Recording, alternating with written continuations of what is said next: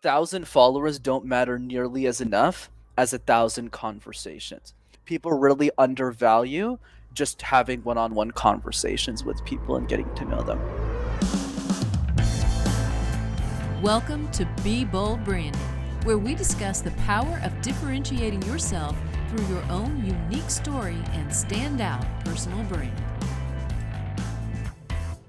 In order to have a successful brand and business, you need to do two important things: build authority and communicate that authority in a way that attracts your ideal prospects. Well, that's why we are interviewing Brenden Kumarasamy today, the founder of MasterTalk. Brenden coaches ambitious executives and entrepreneurs to help them become the top 1% communicators in their industry. He also has a popular YouTube channel called MasterTalk with the goal of providing free access to communication tools for everyone in the world. Brenden, welcome to Be Bold Branding. Tanya, Michael, the pleasure is absolutely mine. Thanks for having me. Absolutely. You bet. We like to jump right into it. Specifically, what led you into teaching communication skills? For sure. And in a nutshell, Michael, it was an accident. I went to business school to study the literal opposite of what I do today, which is accounting. So I graduated in that field, and I always thought I was going to be a boring numbers guy. But when I got to business, I started competing in these things called case competitions. Think of it like professional sports, but for nerds. So it's kind of the only way to explain this. So while other guys my age were playing basketball or rugby or football, I wasn't much of a sports guy. So I did presentations competitively, and that's how I learned how to speak. But then as I got older, I started coaching for free mostly a lot of the students in university and college so they could win competitions too. And I accidentally got really good at communication. So I just started making videos on YouTube because I thought it would just help people, and here we are. That's a great story, though. Oh, yes, it is. You know, what stands out right off the bat is you did it just almost as, I guess, a labor of love, didn't you? Just like passionate pastime turned incredible business. Yeah. And you know, Brenden, when I first started in the branding world, I didn't even know the term personal branding back then. I was actually selling vacuum cleaners door to door to pay my way through college. Talk about just stumbling on something, getting into this by accident. I just realized I was pretty good at helping to craft my story in a way that I could get in the door and sell a lot of vacuum cleaners and pay for my tuition. And it was pretty simple. And then I got into the media world and realized, okay, I got to up my act now. I've got to keep improving. And I think so many people fall into their careers. So tell us a little bit about where your own communication style comes from, because I've watched several of your YouTube videos. You do have a beautiful way of clearly communicating things and helping people to understand things about communication. But where did your style come from? For sure, Tanya. That's an excellent question. And thanks for sharing your story. That's so fascinating. You went from selling vacuum cleaners to getting into media. That's fascinating. So I would say for me, Tanya, it's really been about, let's go to style first, which is, for me, style is not something that comes overnight, something you develop over time. But you could only develop it through quantity. So for me at the beginning, there was no style. I'm in my mother's basement making videos with my phone. I have no money in my pocket. I'm just going, hi guys, welcome to MasterTalk. And for those who don't believe me, go watch my first videos. They're still there. And then over time, what happens is once we do more, we just implement, we execute more, then we start to gravitate towards a style, which brings me to the other point, which is then I selected 3 speakers that I felt I wanted to replicate more of their styles. So for me, styles just take a little bit from everybody and sprinkle it on onto you, and you're unique. That's the way I think about it. So Gary Vaynerchuk's candor and aggression, I didn't want all of it. I wanted that minus the swearing. So that was Gary. And then Seth Godin, I love how thorough he is. He's a very thoughtful individual, the godfather of marketing. That's the title I give him all the time, and how he thinks. And Alex Hermosi, who's more recently got a lot of credit for the work that he does in making business education accessible. I just love his story, but also how he's able to disseminate insights in a really concise and effective way, and like talk about Chick-fil-A at the same time. So I wanted a combination of all these 3 people in a suit. I love it. Yeah. If you think about it, there's nothing new under the sun, right? And I think I heard you quote Picasso about that. Remind us of that quote. Absolutely. Very observant. So yes, the quote from Picasso, Tanya, to your point, is good artists copy, but great artists steal. And what Yeah. what Picasso means, I mean, I don't think he means like actually stealing from other people. There's a great book on this by Austin Kleon called "Steal Like an Artist," but essentially, what he's arguing is that when you take a little bit of inspiration from everybody, you become your own unique person. Mm-hmm. Yeah, I agree with that Mm-hmm. because we are all only made up of our experiences, right? And so every person's experiences are unique, and there's no way you can be somebody else. Right. I'm a music fan, especially guitarist, and I can't play, but I really enjoy it. And there's always a story about Eddie Van Halen, and Stevie Ray Vaughan comes around and he sneaks up onto the stage before a concert, and Eddie Van Halen's flying V guitar standing there, and this guy's telling a story, and he's like, and Stevie Ray Vaughan snuck up on the stage and got it, nobody around, and he just started playing it. And the guy's like, oh, what did he sound like? And he said, he sounded like Stevie Ray Vaughan. It doesn't matter whose guitar he's playing. He sounds like his style, the thing that he invented. So Yeah. that's really good. What do you think is the best way for people to find their own speaking style if they're not sure? Yeah, absolutely, Michael. The way I think about it is at the beginning, it's really just execution. So for me, like a couple of things to get us started, like send video messages to people that you love. You don't need to post it on social media. Send people like birthday notes or holiday notes, just showing them how much you appreciate having them in your life. That's one piece. Another one is like the random word exercise, right? Pick a random word like light bulb, like ceiling, like home. Create random presentations out of thin air. So you can't really figure things out or think about it. You just got to go. Or when I was on my first podcast, I didn't know how to answer questions. People just asked me a bunch of stuff, and I was like, "Oh, I should have thought of that one. I never really considered that question." And then what happens over time, Michael, to your point, is we find our style. And we find it through two main areas. One is when we do our videos, we look back and we re-listen to ourselves and we go, "This is what I like, and this is what I probably want to avoid." And we refine it throughout. And then the other piece is really studying other personal brands. Like I spend a lot of my time studying hundreds of speaking personal brands. And I feel that same piece applies there. It's just now for speaking, it becomes what is that person's vocal tones that I like that I want to put into mine, or the way that person pauses as examples. Mm-hmm. Mm-hmm. Yeah, that's very interesting to me because I watch a lot of TEDx talks and try to figure out, okay, which thing, the ways people present things, which are more compelling. And we're always looking for that, right? But how do you, if you don't even know where to start, what would you do first? I love your idea, by the way, of just shooting short videos, even if you're not posting them anywhere. I think that's a great thing to do. Oh, yeah. But is there like a step 1, 2, 3? It's like, okay, first find something that you love to talk about. What would be those first like 2 or 3 steps? For sure, Tanya. And this advice won't apply to everybody, but hopefully it gets to most people since most of your audience is trying to build a personal brand. So there's 3 parts to this framework, which ties in nicely to step 1, step 2, step 3 that you mentioned there, that I teach people called QIT. So what does QIT stand for? Questions, insights, titles. So let's start with bare bones when I was a 22-year-old kid starting to make YouTube videos against PhDs in the subject of communications. Obviously, I didn't have the same academic career, but what I had was QIT. So Q was just questions. So I would have dinners with people that I wanted to serve. And for my first 1,000 people on YouTube, it was just the people in my local community, other university students. I never thought it would be a business. And I would sit down, have dinner, and say, "What questions do you guys have about speaking?" And then somebody would go, "Hey, how do you present in a second language, Brenden?" Somebody else would go, "Oh, how do I remove my anxiety at my new job?" And I would write all of these questions down. And then moving on to Tanya, what I would do is every single day, or I was a little bit lazy, every few days, so like twice a week, I would take one of those questions and I would book an hour in my calendar and try and give the best possible answer that I could to that question. Let's take how to present in a second language. I realized nobody had posted a video on that subject. So I was like, "Oh, like I speak 3 languages. I can make that." So I sat there for an hour and I was like, "Oh, that's what you do. That's what you do. That's what you do." Which is essentially you write in your first language, translate it into English, and then present it to English native speakers so they can fix your vocabulary. It's very simple steps. Nobody told them before in a video. And then the third piece is just T for titles, which is you just figure out the right title that answers somebody's question which is simply how to present in a second language. So I would implement QIT for those who are getting started. Oh, great advice. Great advice. Great advice. It's kind of like people learning to write a book, right? And when I sat down to write the first book, I put a bunch of titles down. Like, first of all, what do we get asked all the time? What do we know really, really well?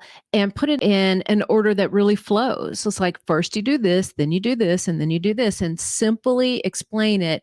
And I found that was just the best way to do it. And that sounds really, really similar. Mm-hmm. Absolutely.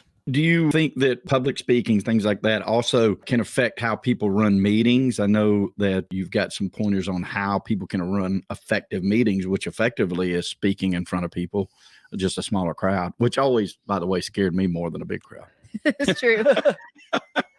Me too, by the way, Mike. I don't know if you two know this, but I have a crooked left arm. I have a physical disability. I spoke my whole life in a language I didn't even know. And I studied in a subject that has nothing to do with communication, aka accounting. So yeah, very, very empathetic to the journey. And that's why I'm so confident if I could do it, heck, anyone can. So going back to your point, Michael, around meetings. So there's 3 easy questions here we can ask ourselves whenever we go into a meeting. The first one, which is very simple, but often overlooked, is what's the goal of the meeting?